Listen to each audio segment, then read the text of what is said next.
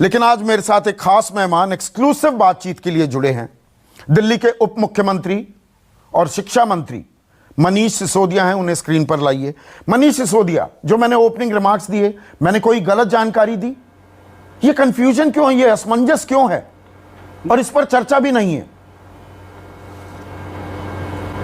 नहीं, मैं बिल्कुल आपकी बात से सहमत हूं कि काल तो देखिए संकट का है। अब इससे तो हम नहीं बच सकते, भाग सकते कि इसमें कोई विकल्प नहीं है, हमारे पास कोरोना है। लेकिन ऐसे समय में डिसीजन लेना हम सरकारों की जिम्मेदारी है। हम छात्रों के भविष्य को लटका के ना रखें।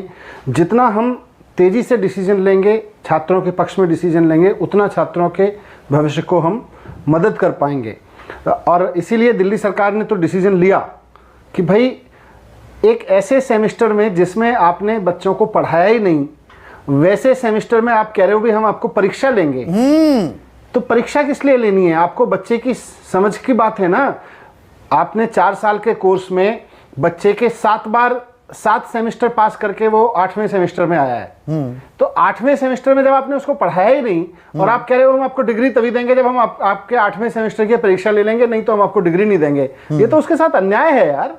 उसको बंद कीजिए ये अन्याय। इनडिसिसिवनेस जो है वो मार डालेगी उस बच्चे को। करता धरता तो आप लोग है ना मनीष, आप हैं, यूनिवर्सिटी ग्रांट कमीशन है, पिस रहा है बेचारा छात्र। वो तैयारी भी कैसे कर सकता है? आप मुझे बताइए, आप छात्र होते, आप फाइनल सेमेस्टर में होते, आज आप सरकारों को, आज दिल्ली के शिक्षा मंत्री को, यूनिवर्सिटी ग्रांट कमीशन को, शिक्षा मंत्री केंद्र सरकार को आप क्या कहते अगर आप फाइनल सेमेस्टर में होते? मैं बिल्कुल यही कहता, एक छात्र के रूप में भी। और देखिए मेरे घर में भी बच्चे हैं, मैं भी एक पिता हूं। एक पिता के नाते भी मैं चाहता हूं कि इस वक्त जो अनसर्टेनिटी का माहौल है, असमंजस का माहौल है बच्चे के लिए, उसको दूर करिए, डिसाइड करिए, उसके पक्ष में डिसाइड करिए और थोड़ा खुले दिल से डिसाइड करिए। आप ये रूल्स, ये परंपराएं कि साहब हमेशा हम परीक्षा लेके ही पास करते थे, अरे परीक्षा लेके तब पास करते थे जब सामान्य समय होता था। आज बहुत असामान्य अभूतपूर्व समय में आप जी रहे हैं। वहां कुछ अभूतपूर्व फैसले आपको लेने पड़ेंगे। आपने 7 बार पिछले 4 साल में जिस बच्चे को पास किया, उसकी 7 बार की परफॉर्मेंस के आधार पर उसको आप 8वीं बार पास करिए और उसको डिग्री दे दीजिए। और ये मैं कोई अनहोनी बात नहीं कर रहा, आपने सीबीएसई में किया है। सीबीएसई में आपको अल्टीमेटली ये डिसीजन लेने पड़े। सीबीएसई भी पहले अड़ा रहा, नहीं जी हम तो परीक्षा कराएंगे, नहीं जी हम तो परीक्षा कराएंगे।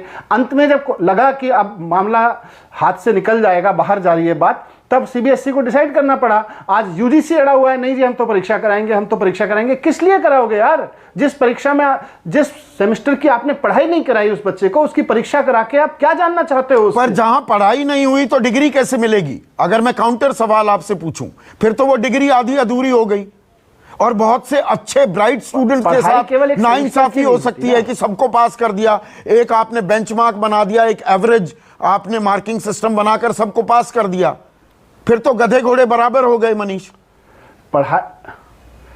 मैं इसीलिए कह रहा हूं, ये गधे और घोड़े के बीच में डिफरेंस करने की हमारा जो अहंकार है ना, कि हम एक 3 घंटे की परीक्षा लेंगे और हम गधे और घोड़े पहचान लेंगे। मैं इन परीक्षकों को ही कहना चाहता हूं सबसे पहले कि इस अहंकार ने देश को मार रखा है, पूरी की पूरी शिक्षा व्यवस्था को बर्बाद कर दिया इस अहंकार ने, कि हमारे पास वो जादू की छड़ी है जिसे हम परीक्षा कहते हैं। 3 घंटे में हम पता लगा लेंगे आप में से कौन गधा है और कौन घोड़ा है।